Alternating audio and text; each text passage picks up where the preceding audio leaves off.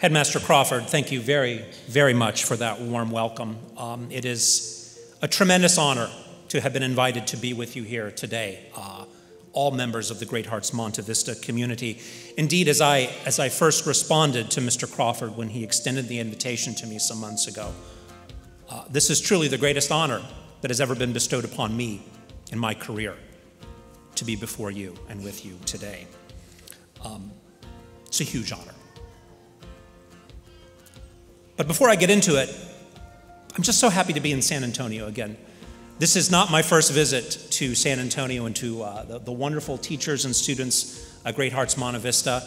I've been very privileged to have come out here, I think 4 or 5 times over the last few years. And I haven't gotten to spend nearly as much time here in this school and with these wonderful students and teachers as I would have liked to.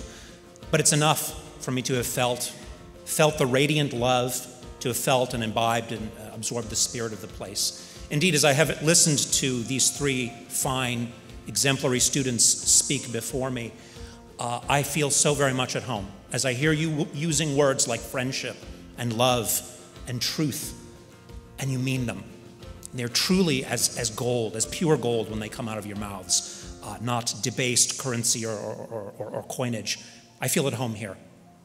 And that is part of the honor I feel in being with you on this momentous occasion.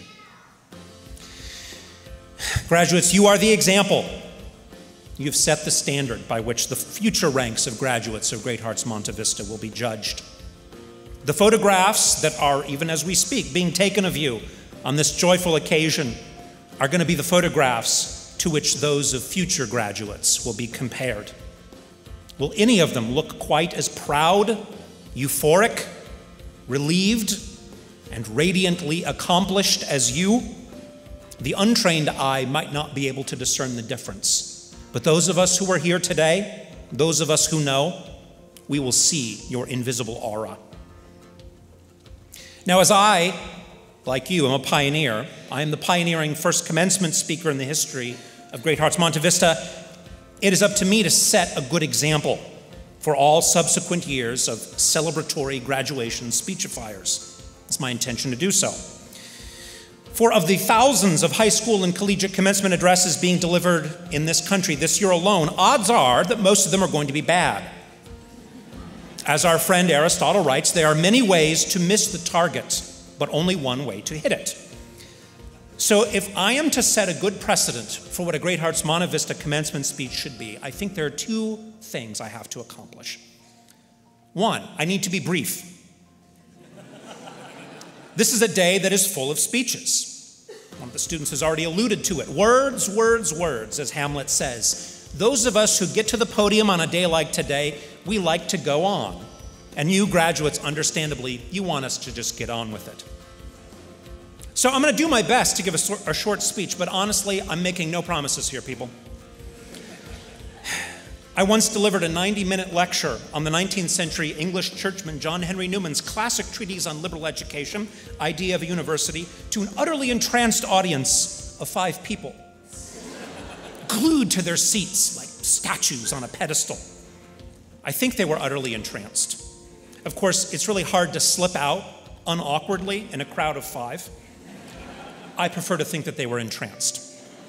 So I will not promise you a short speech, but I can promise you that this commencement address will be free of commencement address cliches. You know what I mean. You are the leaders of the future. Follow your dreams. You can do anything you put your mind to. Among you, I see future Nobel Prize winners, curers of cancers, presidents, and professional wrestlers. I've heard that one so many times. Not only do I promise to be free of cliches, what I would like to do today is to demolish 2 graduation cliches in particular. Or rather, I'd like to walk together with you graduates through some ways in which your Great Hearts Monte Vista education, rooted in the great books, handed on to you by your loving and wise teachers, enables you to cut through cant, to reject hackneyed and shallow ways of thinking about things worthy of deeper reflection.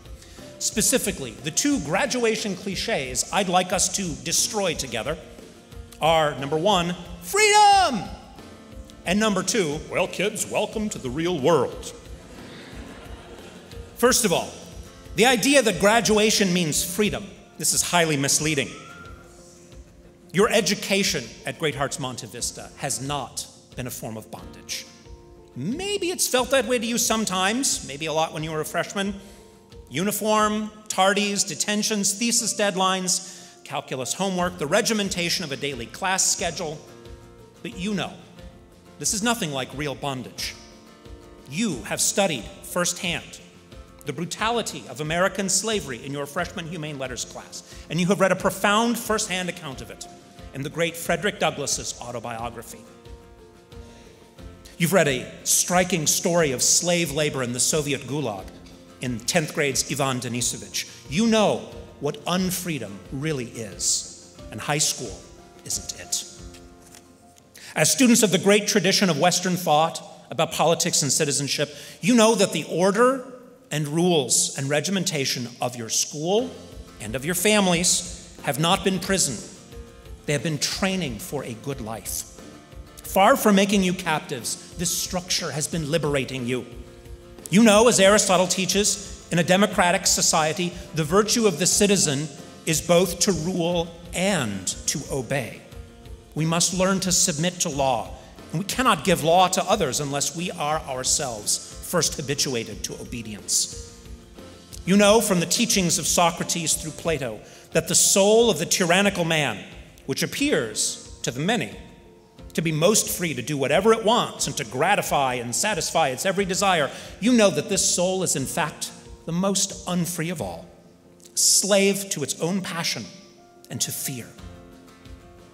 You remember well Plato's example of the arrogant and handsome young Meno, who, as Socrates says, is forever running around giving orders to others because he cannot rule and order himself. You remember, as the author of the Federalist writes, that true liberty is self-controlled, manly, moral, and regulated, not unbridled, unlimited license, unmoored from restraint, reality, and obligation to others. In short, as students of the great tradition, you know that the restraints placed upon youth are conducive of adult happiness, of a life of excellence, responsibility, and true fulfillment. A life of true freedom, freedom to do the good and to pursue moral and intellectual virtue. As students of the great tradition, you graduates also know something else about freedom, its great secret, that no matter what our external conditions are, we are always free. Our souls are free to think, to wish, to decide, to choose how to act, to respond and react. In another one of his books, that great writer and prophet of the worst injustices of the 20th century, Alexander Solzhenitsyn, writes that in the harsh and freezing world of the Soviet slave labor camp, when absolutely everything has been taken away from you, you paradoxically become completely free. A man who has nothing to lose anymore, who has had his family, career, his life taken away from him, he has nothing to be afraid of. The guards have no power. They can't make you do anything you don't wish to do. How could they possibly punish you in a way in which you are not already suffering? In the depths of the Gulag, Solzhenitsyn discovered this hidden truth about freedom. It changed his life, and it changed the course of the 20th century, as his Ivan Denisovich and subsequent books opened the Pandora's box of truth that forever discredited Marx's bogus promises of freedom through revolution and organized industrial production. So much for the cliches about freedom. Let's think about this notion, the real world. First of all, the world of your lives as students at Great Hearts Monte Vista has been every bit as real as the adult world. Here you have had work, responsibility, deadlines, consequences, leisure, amusement, toil. That sounds like real life to me. You have known potential and limitation, opportunities taken, opportunities missed, love and anger, joy and heartbreak. This is all real. You have known friends, rivals, mentors, teachers. The first real relationships of your young adult lives have been formed here. You have already begun to exercise your freedom for good and for ill, as every human being is given the choice to do. My friends, you are already dwelling in the real world. You started living real life some time ago. In another sense, the world of your studenthood at Great Hearts Monte Vista has been real in a special way. Your education here has been not a childish biding of time, not a technical training for the present economy, certainly not indoctrination in the social and political idols and ideology of the present. Your education here has been nothing less than a deep and extended encounter with reality, the cosmos, creation, all that is. Your studies of mathematics, science, and history have been real, each in different ways. They have given you a unique vantage on being itself, a view of what is and what cannot be, what is real in the world of numbers and shapes and curves, in the world of atoms and mass, waves and energy. You've learned about what is real and possible for human persons in time, place, society, and culture. Your studies of grammar and logic, of language and philosophy have opened your minds to what it is possible to meaningfully say and think. Your study of great works of literature has expanded your understanding of what is real in the human heart, in human character, in action, in experience. Your study, immersion in, and practice of the fine arts has shown you that the possibilities of creative and artistic beauty in poetry, music, drama, and painting are practically limitless, inexhaustible. Your understanding of what is real has been broadened and deepened through your education here, far beyond what you could have discovered on your own in your 18 years, far greater than nearly all others of your generation have had the good fortune to experience. My friends, this is a gift, an unmerited grace. Do not ever forget that. And as careful readers of Plato's Republic, you possess a special understanding of what it means to talk about the real world and its shadowy, phantasmagoric, spelunkic counterfeit. Is that a word, Mr. Crawford? It is now. You visited the cave in Book 7, that great archetypal image of the human soul in bondage of ignorance and in its laborious and painful journey to education and the love of wisdom. You know what the unreal world is. You could probably recite it verbatim. Human beings, strange prisoners, as though they were in an underground cavern from childhood, with their legs and necks in bonds, seeing only in front of them. Behind them a wall, with human beings holding up various artificial objects and making strange noises as they cast their shadow puppet show on the wall of the cave in front of the prisoners. Those in bondage spend their lives staring at the shadows. They discuss the show constantly. They give honors and prizes and power to those other prisoners who give the best names to the shadows, who can talk most cleverly and convincingly about them, and who have some kind of knack for predicting how the shadows will behave on the wall, which will come next, which strange noises will accompany these phantoms. This dim, flickering, unclear, and unreal world is the only world that these prisoners know. And thus they hold that the truth is nothing other than the shadows of artificial things. This is the unreal world, the unexamined life. The world in which a man like Thrasymachus in the Republic talks about justice, but means only power. A world in which a young man like Euthyphro talks about something called piety, but uses the concept to wage a private war against his father and to exalt himself. A world in which the fickle Athenian democracy gives power in one decade to a prudent statesman like Pericles, who counsels restraint and moderation, and in another decade to the outrageously intemperate and hedonistic Alcibiades, who leads his city into a disastrous military adventure and then defects to his archenemy Spartans on top of it.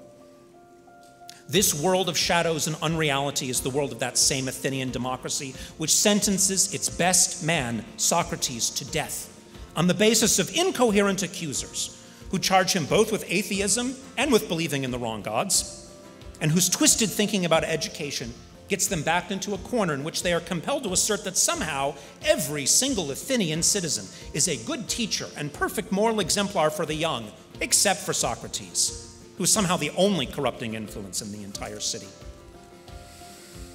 My friends, because Socrates has been your teacher here at Great Hearts Monte Vista, just as surely as those behind me have been, you know the difference between the real world of truth, goodness, and beauty and the shadow world of opinion, appearances, and spurious claims to wisdom by poets, politicians, pundits, and peddlers. You know, as Socrates teaches, it is impossible for a mob to be philosophic, and the crowd is a wild beast. You know that those who lead crowds are oftentimes clever animal trainers who alternately flatter, feed, and flog the beast of the demos into docility. Friends, you know that the proper response to the real world of truth and light outside the cave is wonder, awe, contemplation, and that this contemplation, worship even, is the highest calling and destiny of your soul.